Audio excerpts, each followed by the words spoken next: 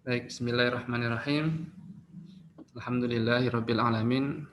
Alhamdulillahi wahdah la syarikalah, lahul mulku wa lahul hamdu wa ala kulli syai'in qadir. Asyhadu an la ilaha illallah wahdahu la syarikalah wa asyhadu anna Muhammadan abduhu wa rasuluhu la nabiyya wa la rasula ba'dah amma ba'd. Alhamdulillah, segala puji milik Allah tabaraka wa taala. Salawat dan salam semoga senantiasa tercurah kepada baginda Rasul sallallahu alaihi wasallam, kepada seluruh keluarga, ya, sahabat, dan juga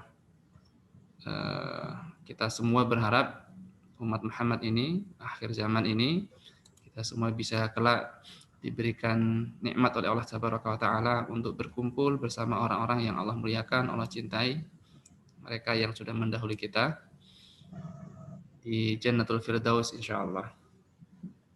Nah, para mahasiswa yang Allah muliakan, kita kembali memasuki perkuliahan di semester genap ini ya. Kita berharap semester genap ini kita mengakhiri perkuliahan Tazkiyatun Nafs yang terakhir ini dengan husnul khotimah. Materinya kita dapatkan dan kita bisa amalkan, terjadi perubahan yang besar dalam diri kita. Tidak begitu-begitu saja, tidak berlalu waktu tanpa ada sesuatu yang terjadi pada diri kita menjadi hal yang positif untuk diri kita. Para jamaah, saudara mahasiswa yang memuliakan, kita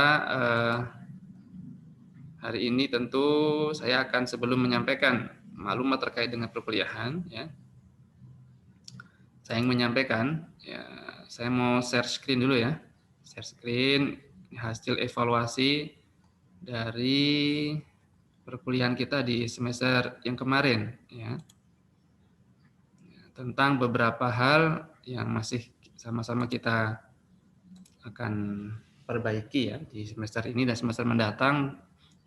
Nah, tentu sudah kelihatan belum ini?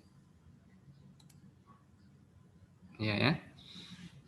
Ini kan beberapa jawaban yang sudah kita rangkum dalam Google Formulir ya tentang kondisi kita.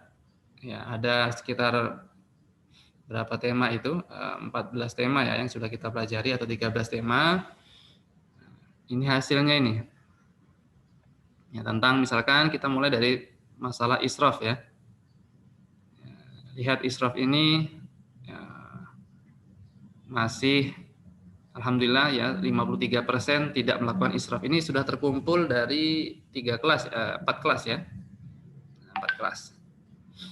Jadi mayoritas tidak melakukan israf. Alhamdulillah. Ya. Sebagian cukup besar, terkadang tapi tidak sering. Baik ya. Kemudian kedua masalah istijal. Istijal ini alhamdulillah 47% mayoritas ya, tapi belum sampai 50% ini tidak melakukan istijal.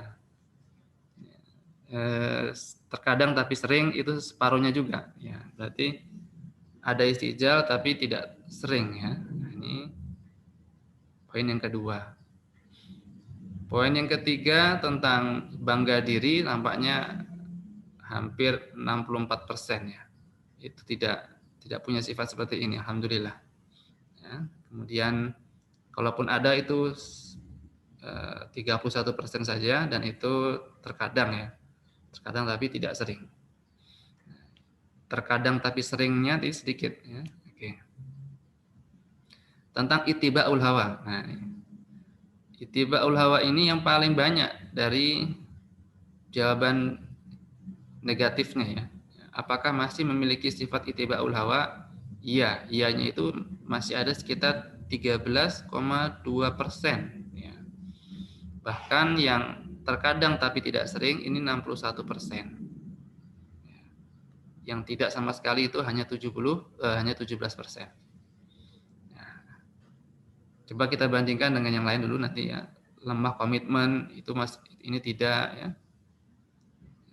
Meremehkan amal-amal harian 54% menyatakan tidak ya.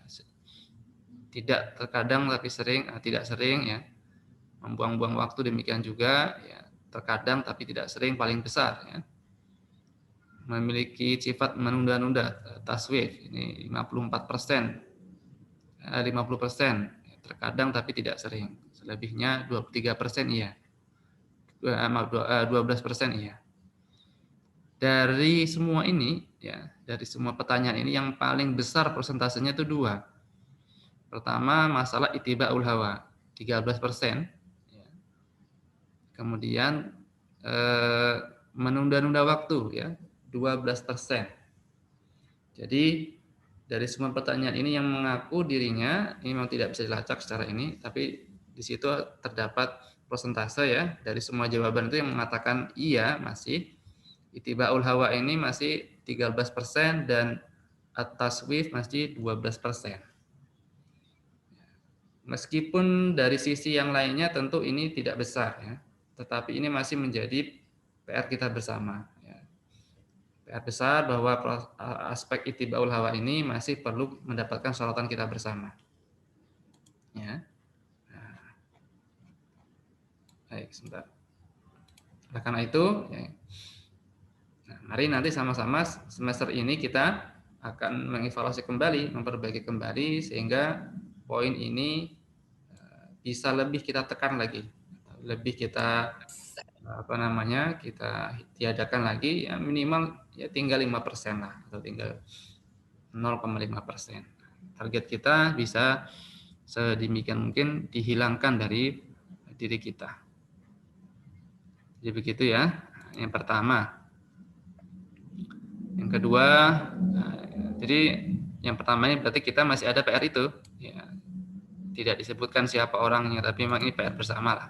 Ya. Kemudian, adapun terkait dengan perkuliahan, ya kita akan masih melanjutkan kajian perkuliahan kita dengan kitab Afat ala Thoriq untuk sesi yang terakhir, ya. Materi yang akan kita berikan diantaranya tentang at-tatallu' ila sadarah wa thalabur riyadah. Ini tentang gila kepemimpinan atau gila posisi menjadi pemimpin, atau bahasa singkatnya ya mungkin gila jabatan, ya, mabuk jabatan seperti itu. Kemudian yang kedua, diqul ufuq au qasrin nadhar. Kita akan membahas tentang pendeknya, sempitnya pandangan atau sempitnya cara pandang seseorang terhadap fenomena atau realitas yang ada di tengah-tengah kita. Berikutnya adalah al-qu'ud. Al-qu'ud ini berpangku tangan. Ada yaqudu, duduk saja, ya, malas untuk bergerak, malas berjuang, ya, menyerahkan urusan kepada orang lain lebih suka daripada dia ikut serta atau memegang amanah tersebut. Kemudian nanti kita akan berikutnya tentang al-ghadab, ya, tentang bagaimana memanage kemarahan, tentang al-hiqd, ya, tentang kedengkian, ya, ketidaksukaan kepada nikmat yang Allah berikan kepada orang lain. Kemudian tanafusud dunya, ya, suka berlomba-lomba kepada hal yang sifatnya materi, dunia. Kalau untuk belajar tidak mau lomba-lomba, tapi kalau untuk masalah misalkan game, masalah HP, orang suka berlomba-lomba itu. Siapa yang paling menang, siapa yang paling mencapai level sekian, ya, di mana-mana diupload di Facebook, diupload di internet. Ya. Kemudian ihtiqar awil inhizamun nafas. Ya. Rendah diri, inferiority complex bahasa Inggrisnya itu, ya. Atau sikap tertindas dirinya.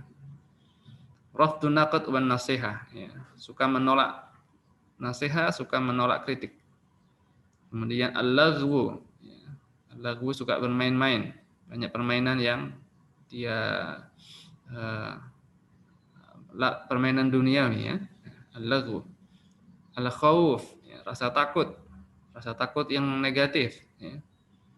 Kemudian al-ya'su wal qunut, sikap putus asa kepada perjuangan yang sedang dilakukan, kepada dakwah yang sedang dilakukan. Al-zulmu, kezaliman, ya, kezaliman. Kemudian uququl walidain, ini yang terakhir. Kita akan bahas tentang uququl walidain, sebagai lawan daripada birrul walidain. Baik. Nah, sekalian, itulah di antara tema-tema yang akan kita bahas di semester ini ya. Kita tentu saja masih menggunakan kitab yang lama ya, Afatun ala Thoriq, yang masih bersama kita. Kemudian nanti perkuliahan juga masih dengan metode yang sama. Tapi sebelum itu, ya saya sudah berbincang dengan beberapa kelas yang sebelumnya. Ya. Oleh karena itu nanti akan saya seragamkan. Jadi saya sudah menggali maklumat, ternyata kan di tengah pertemuan kita itu, masih ingat ya, 4 pertemuan terakhir kalau saya tidak salah, 4 pertemuan atau 3. Seingat saya 4, kita mengadakan, saya merubah teknik perkuliahan ya. Saya merubah teknik perkuliahan dengan cara saya tidak lagi mengupload video, tetapi meminta kepada antum kelompok-kelompok untuk melakukan review, untuk melakukan resume sendiri-sendiri. Tentu ada plus dan minusnya, tapi saya hitung-hitung nampaknya ini banyak madharat ya. Setelah saya coba hitung-hitung, ternyata madharatnya juga banyak. Apa itu madharatnya? Ya. Pertama, ketika antum mereview atau meresum ya, itu ternyata sebagian besar caranya adalah membagi tema, membagi tema. Jadi tema itu antum bagi misalkan 3 orang, 1 bagian muqaddimah, bagian definisi, ya, 1 bagian sebab, 1 bagian obat, nah, kan begitu ya. Jadi dibagi-bagi, karena masing-masing harus menerjemahkan, harus membaca dan sebagainya. Sehingga masing-masing ya tidak tahu secara utuh materi itu. Lebih tahu tentang apa yang di bagiannya sendiri. Gitu. Berikutnya, kelemahannya juga adalah ada sebagian penerjemahan yang salah ya menurut saya, mungkin mengambilnya dari Google Translate mungkin. Ya, atau tidak langsung kepada kamusnya. Ya, seperti misalkan ketika menerjemahkan masalah al-mira' wal jidal. Itu al-mira' itu diterjemahkan sebagai al-mar'u atau bahkan al-mar'ah. Jauh ya, sempat ada terjemahan di antum itu, saya lupa kelompok berapa itu. Al-mira' adalah diterjemahkan dengan wanita. Jadi tidak ada hubungan sama sekali. Ya. Jadi ini bukan mar'ah tapi mira'. Berbeda antara mar'ah dengan al-mira'. Kita sudah bahas. Ini ada penerjemahan yang kurang tepat. Meskipun saya masih apresiasi ya, karena memang sudah mau menerjemah, ini sudah langkah yang bagus. Nah kemudian oleh karena itu dari kendala-kendala yang ada ya sebagian ternyata ada juga yang modelnya itu memberikan kepada yang lain, memberikan tugas itu kepada yang lain ya, bahasa di sini tazkiyatun nafs namanya al-qu'ud. Jadi yang lain membuat resume, dia cuman menerima jadi. Nah, ini juga tidak bagus ya. Sehingga kendala-kendala di antara kita sehingga materi itu tidak tersampaikan di kita. Nah, sehingga saya coba untuk di semester ini ya saya kembali akan dengan metode yang pertama ya, yang dulu. Insya Allah saya tetap akan meng-share video ya, sehingga antum bisa download kapan saja pas ada kuota ya, jadi tidak harus waktu itu saja, tapi bisa dicek kapan saja antum bisa mendownloadnya, atau nanti saya akan berikan slide-nya juga akan saya share di grup ini. Cuma slide itu kadang semua tidak saya terjemahkan, terjemahannya itu ada di YouTube-nya, di YouTube.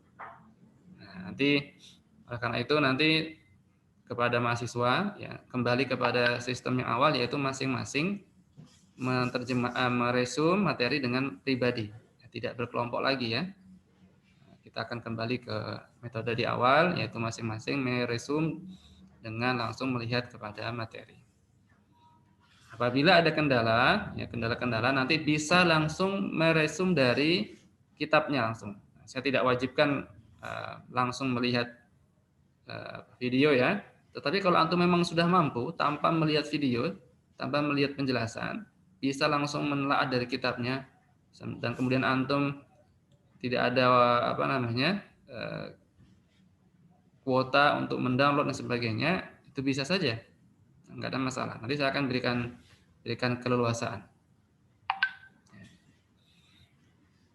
Sebenarnya waktu itu saya menggunakan merubah video, cara meresum dengan berkelompok itu karena saya lihat memang banyak yang masih belum tepat waktu dalam mengerjakan tugas ya. Saya khawatir memang masalahnya adalah di kuota. Satu-satunya masalah terbesar adalah di kuota. Oleh karena itu ya saya coba dengan sistem kelompok. Ternyata di sistem kelompok ini ada madorotnya juga ya. Jadi saya akan timbang antara dua madorot yang ada ini, antara kuota dan antara pemahaman yang tidak sampai dan hal-hal yang lainnya. Maka lebih kecil madorotnya ada di kuota. Karena kuota ini tidak selalu tidak ada, tapi kalau sudah ada boleh mencoba meresumnya, mendownloadnya, dan nanti kalaupun ada kendala ya tetap saya akan berikan kebijakan-kebijakan tersendiri. Oke sekalian, jadi itu nanti akan kita lakukan pada semester ini ya. Oleh karena itu saya kembali kepada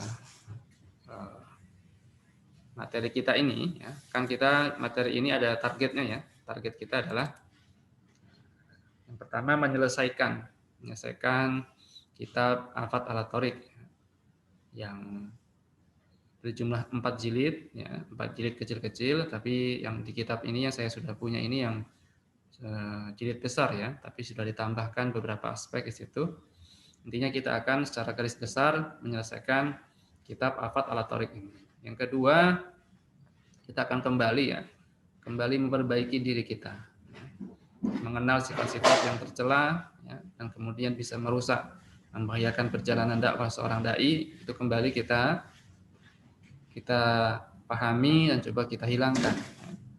Menjelaskan bagaimana sifat-sifat itu muncul, ya, bentuk-bentuk fenomena seperti apa, dan bagaimana kita mengobatinya. Dan yang terakhir adalah meneguhkan kembali ruhiyah para dai ini agar dia bisa istiqomah, bisa tetap dalam semangat dalam berdakwah, semangat dalam thalabul ilmi ya. Karena kita masih dalam kondisi yang serba belum ada kejelasan ya. Karena memang pandemi ini masih berjalan begitu. Kita berharap ke depan kita ada solusi-solusi. Para mahasiswa sekalian ya.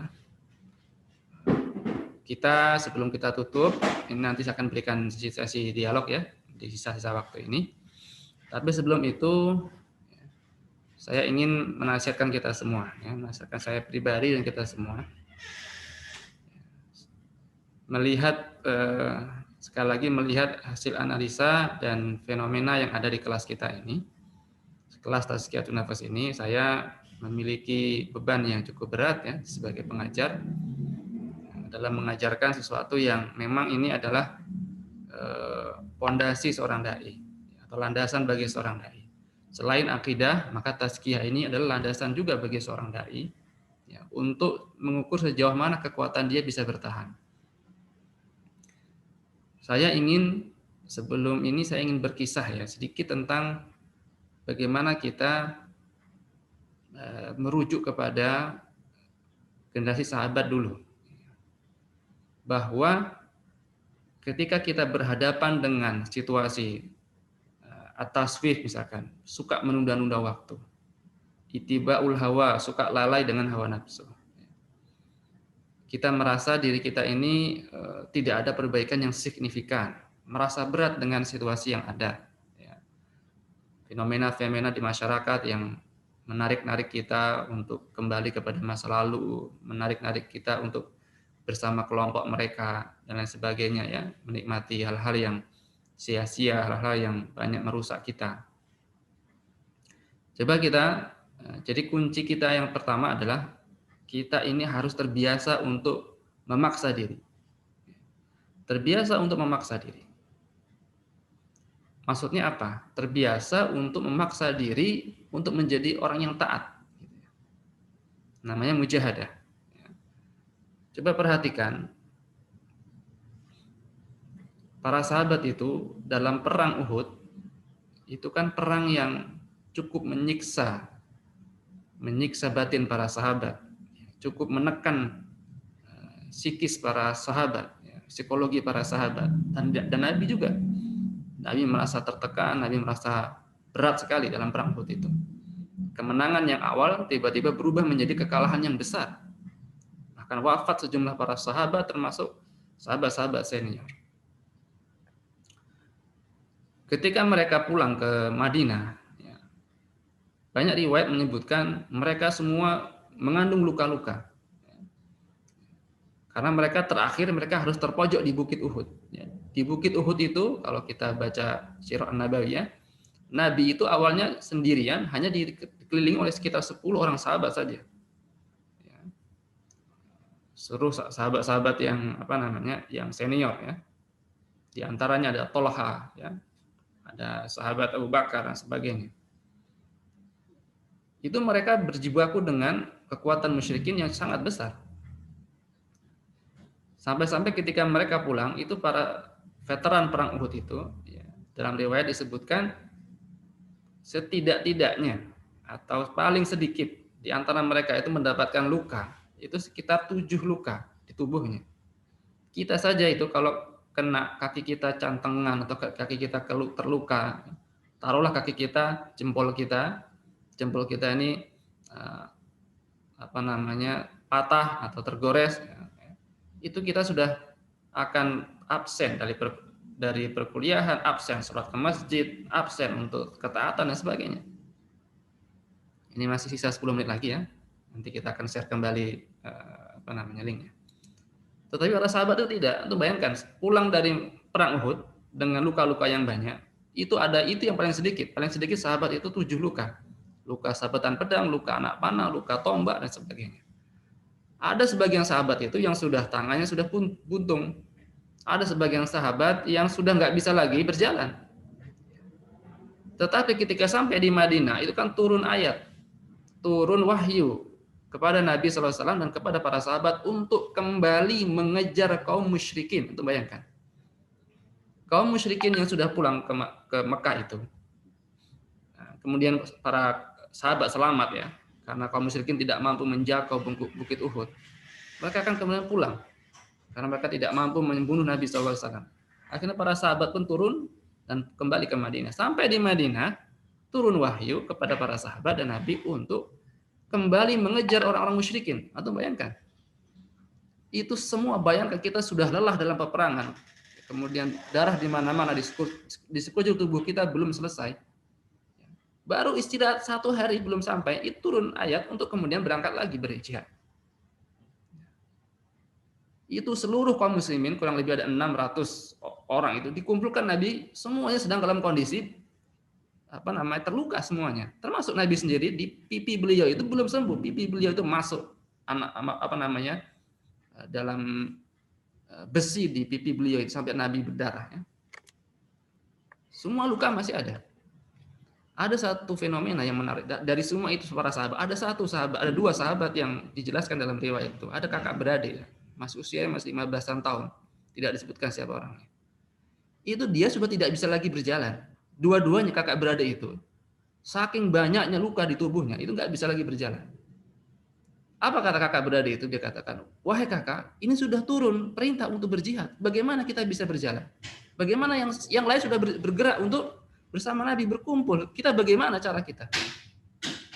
Akhirnya mereka satu dengan yang lain mengatakan, ya sudah, sekarang kamu seret aku 1 kali, aku seret kamu 1 kali. Antum bisa bayangkan juga. Ini kisah ini disebutkan oleh para ulama ya di majelis-majelis ilmu banyak sekali ya. Anda bisa cek di internet. Itu kalau ulama menjelaskan kisah ini, mereka sambil apa namanya meneteskan air mata ya, sambil menangis.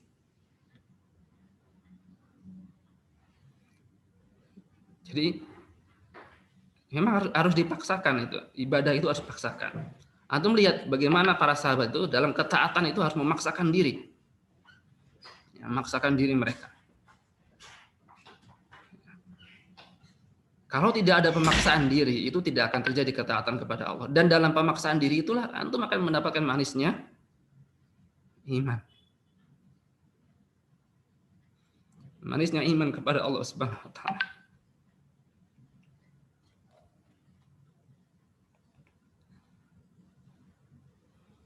Ya kita tidak bisa seperti para sahabat, tapi minimal semangat itu kita ada dalam diri kita semua. Jangan putus asa dengan fenomena yang ada, jangan putus asa dengan kelemahan-kelemahan yang ada di sekitar kita. Ya. Jangan ikut arus dengan arus-arus yang tidak sebatutnya kita ada di sana. Lihat para sahabat, Masya Allah.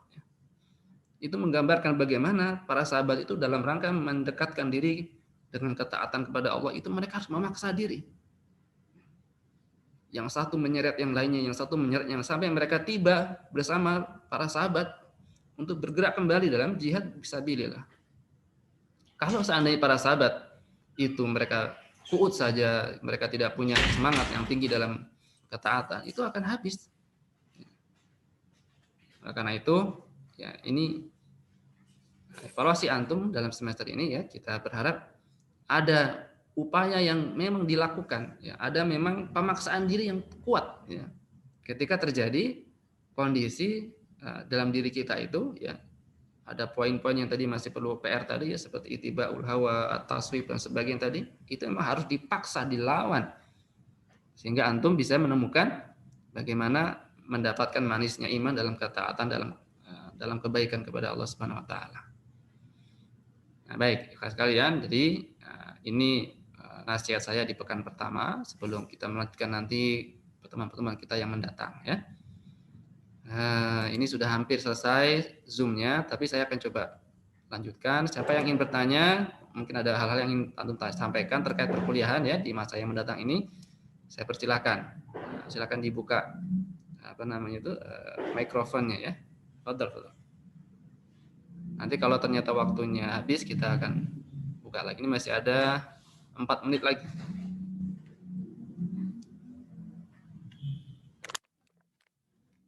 Terkait teknis perkuliahan, ada yang masih mau bertanya? Ini saya sebenarnya pengen lihat wajah-wajah antum nih, antum menyembunyikan diri semua. Ya. Mana nih wajah-wajah antum ini?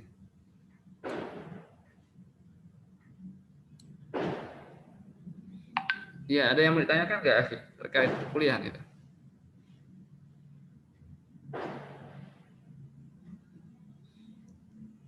Semuanya bisa ya, nanti kita kembali dengan metode yang awal ya. Metode yang pertama dulu. Ya, mendownload, kemudian antum bisa resume ya. Dan menyerahkan sebagaimana waktu yang sudah ditetapkan gitu. Atau mau saya serahkan kepada antum, khusus kelas ini resumenya masing-masing. Gak usah pakai ini, gak usah pakai video. Sudah siap? Jadi baca kitabnya langsung. Belum, Ustaz. Kan sendiri-sendiri. Sehingga pakai video ini. Belum, Ustaz, belum. Belum.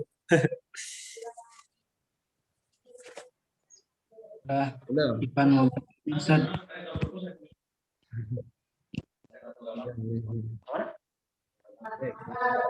Ada yang bertanya? Pesan, lalu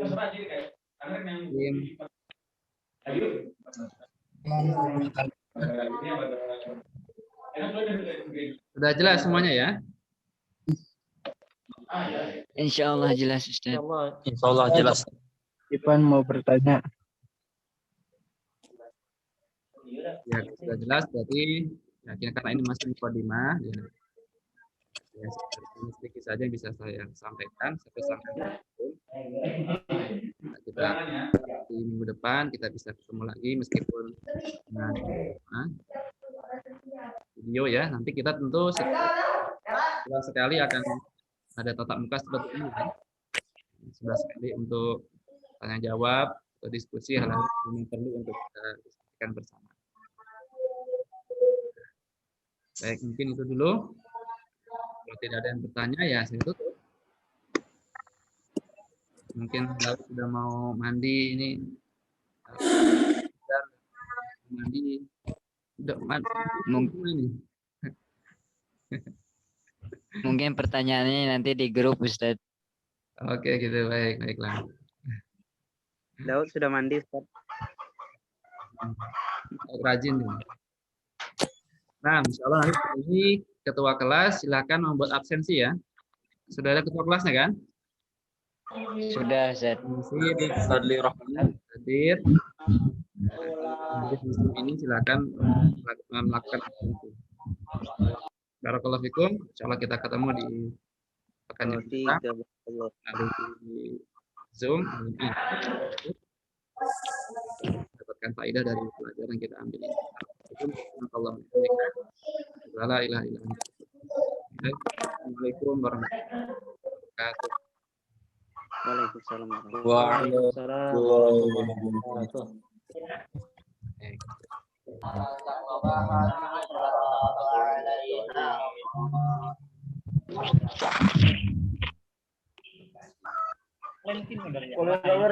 Kayak kui.